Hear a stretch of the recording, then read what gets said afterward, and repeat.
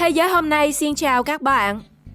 Nằm ở độ cao trung bình 700 đến 800 mét so với mực nước biển, Đắk Nông mang nét riêng của vùng cao nguyên trẻ đầy hoang sơ, mới lạ với những thác nước hùng vĩ, những hồ nước như chiếc gương bạc lấp lánh. Bên những ngọn đồi xanh nhấp nhô, gắn liền với nhiều câu chuyện núi rừng huyền bí. Đến đây, bạn cũng sẽ phải bất ngờ, vì vùng đất đỏ Ba Gian với phần đông là người dân tộc, lại có thể sinh ra rất nhiều cô gái xinh đẹp, có thể khiến bạn muốn ở lại làm rể. Ngoài ra, vùng đất này còn rất nhiều điều thú vị, như người ta treo biển đừng ăn trộm, hoặc cách mà người yêu cũ trả thù trong ngày cưới. Hãy cùng thế giới hôm nay khám phá 15 điều độc lạ ở Đắk Nông mà ai cũng bất ngờ nhé.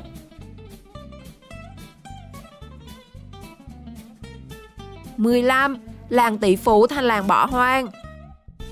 Nam Nờ Giang được mệnh danh là thủ phủ hồ tiêu, nơi từng được coi là một trong những xã giàu nhất nước nhờ trúng mùa trúng giá hồ tiêu. Thời điểm hoàng kim nhất, giá hồ tiêu lên mức trên dưới 200.000 đồng một ký. Đời sống người dân nơi đây vô cùng sung túc. Hồ tiêu đã giúp người dân xây nhà cao, cửa rộng và sắm ô tô. Khi làm đồng thì có là công nông rồi.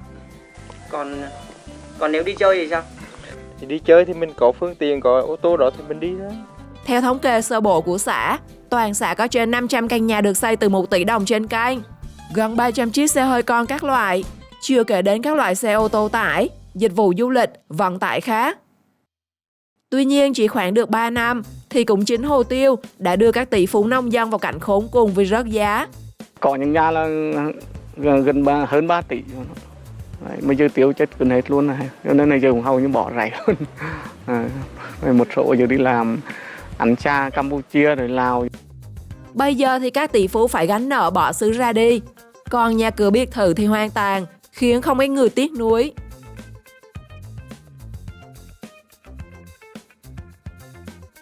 14. Đám cưới người yêu cũ.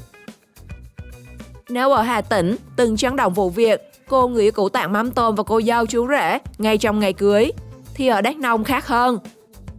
Trong lúc cô dâu và chú rể đang chuẩn bị đón khách, thì bất ngờ bị người yêu cũ thuê xe tải, chở đá dăm, đổ tráng cổng nhà hàng tiệc cưới.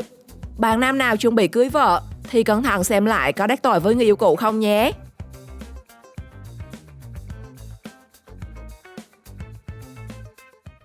13. Cây thần linh.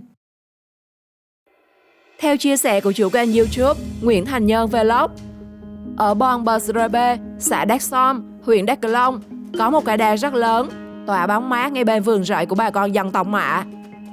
Theo người dân, cây đa chính là hóa thân của một cô gái, chẳng may qua đời do ngã xuống bến nước.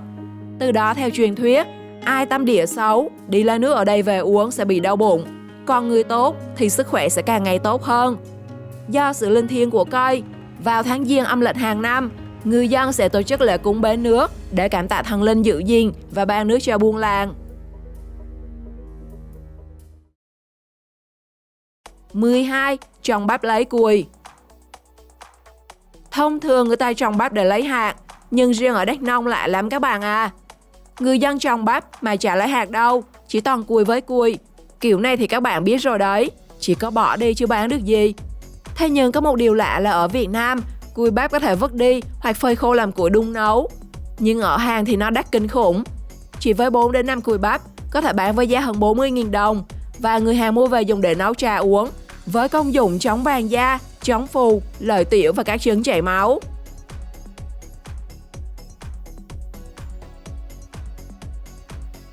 11. Cây cầu hư vô. Tại Đắk Nông có một cây cầu rất kỳ lạ, không biết các bạn ở tỉnh này có biết hay không? Nó được người ta gọi là cây cầu hư vô vì không có điểm đầu điểm cuối và nó đã tồn tại hơn 2-3 năm. Mục đích ban đầu khi xây cầu là nối liền hai tỉnh Đắk Lắk và Đắk Nông. Theo báo Dân trí, năm 1998, cầu được phê duyệt xây dựng với kinh phí 4 tỷ. Năm 2004, công trình dừng thi công.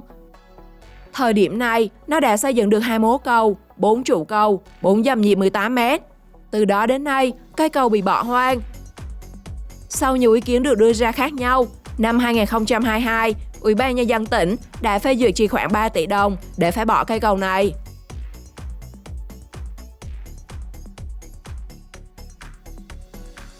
10. Bắt vợ. Một đoạn clip lan truyền trên mạng xã hội khiến nhiều người bất ngờ khi biết rằng ở tỉnh Đắk Nông cũng tồn tại phong tục bắt vợ như một số tỉnh Tây Bắc nước ta. Chưa có người yêu giờ mà anh thích anh bắt em về được không? Được luôn đó. Thật nha. Cụ thể, qua cuộc trao đổi với cô gái và người quay video, người nam chỉ cần thích một cô gái nào đó là có thể bắt về làm vợ. Phong tục này có vẻ giúp các bạn nam kiếm vợ dễ dàng quá nhỉ? Nếu có cơ hội, các bạn nam có muốn bắt vợ hay không? Hãy comment trong phần bình luận cho mình biết nhé! 9. Đòi nợ kiểu Đắk Nông. Nói đến đòi nợ thì có không ít cách được các chủ nợ áp dụng, như đến nhà đòi, thuê người thực hiện những hành vi đe dọa, nạt nộ. Thế nhưng ở Đắk Nông lại có cách đòi nợ có 102. Theo Vietnamnet đưa tin, một người phụ nữ ở huyện Đắk Minh đã nợ số tiền khoảng 20 tỷ đồng của nhiều người dân. Để đòi nợ, một trong số chủ nợ đã chỉ đạo cho 4 người đàn ông khiêng chiếc quan tài vào đặt bên trong sân nhà của người thiếu nợ. Nợ thì không biết có đòi được hay không, nhưng vụ việc đã gây xôn xao dư luận, đến nỗi cả đôi bên phải dắt nhau lên đồn công an để giải quyết.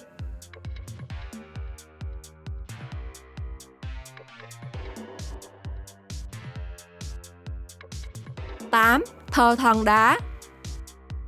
Ngoài việc thờ cúng các vị thần linh, đồng bào Mạ, xã Đắk Som còn lập miếu thờ thần đá ở cạnh quốc lộ 28. Theo người dân nơi đây, thần đá xuất hiện do sự tức giận của thần Ba Trạ, biến những băng tuyết thành các tảng đá lớn để trừng phạt. Vì người dân tổ chức lễ cúng mà không mời thần, và để có thể an toàn cho buôn làng, người Mạ xa xưa đã tổ chức thờ những hòn đá đó, xem nó như một vị thần. Người ta tin rằng nếu ai có ý xúc phạm các tảng đá thì sẽ bị thần linh trừng phạt. Ngày nay khi đến đây, bạn cũng có thể cúng thần đá và đút tay vào một cái lỗ trên tảng đá thì điều ước có thể thành hiện thực.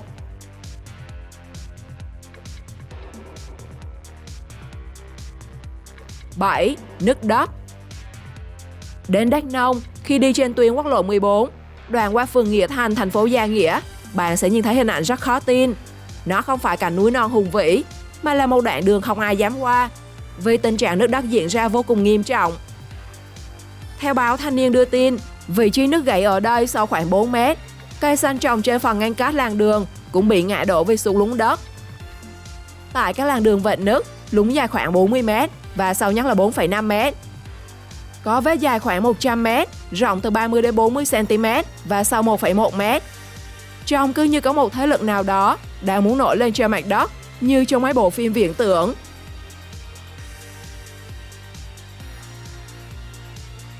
6. Khai tử cho con dù đang sống. Mặc dù còn sống, nhưng một đứa trẻ sinh năm 2019 ở Đắk Nông đã bị mẹ mình cướp mất quyền sống trên pháp luật vì bị khai tử. Chỉ vì mâu thuẫn với chồng cũ, người phụ nữ khai con trai tử vong do bệnh viêm phổi và chết tại nhà. Đứa bé đã được Ủy ban Nhân dân phường cấp giấy khai tử. Nhưng từ thông tin do cha đứa bé đăng lên mạng xã hội Facebook, Ủy ban Nhân dân phường đã vào cuộc làm rõ. Câu chuyện khiến nhiều người ngỡ ngàng bởi cách làm cực đoan khó hiểu của người mẹ. Và liệu rằng nếu sự việc không được phát hiện thì số phận của đứa bé sẽ như thế nào theo các bạn? 5. Núi lửa. Nếu nói Việt Nam cũng có núi lửa, các bạn có tin không?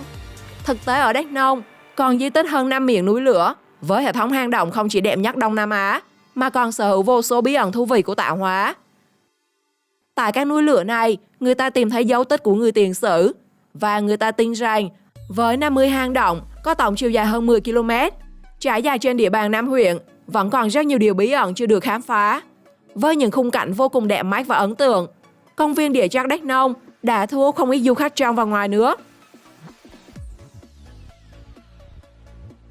4. Thí sinh 53 tuổi.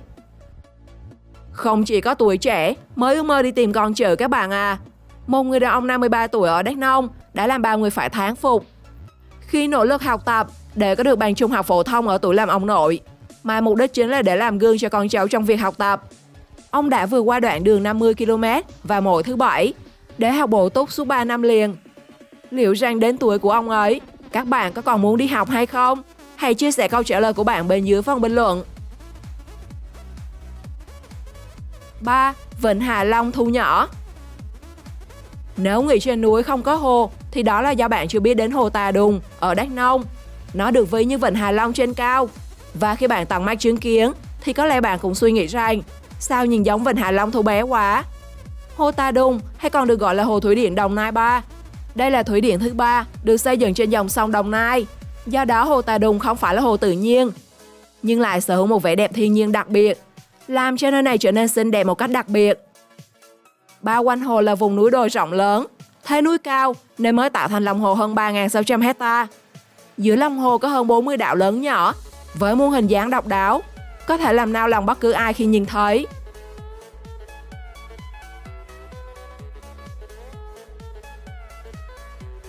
Hai, nhặt được đạn.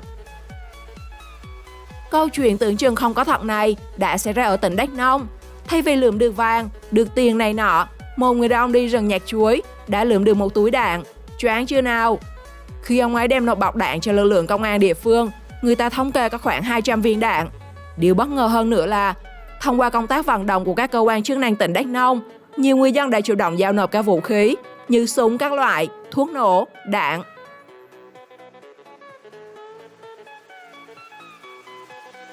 1. Rừng Đắk Nông.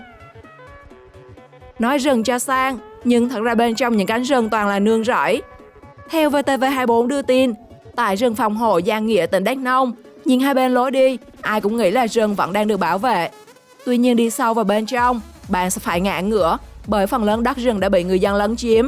Họ chặt cây, phá rừng làm nương rẫy một cách tinh vi, mà đến nỗi lực lượng làm nhiệm vụ cũng không phát hiện được. Cứ đà này, thì liệu trong tương lai, Đắk Nông sẽ còn rừng nữa hay không?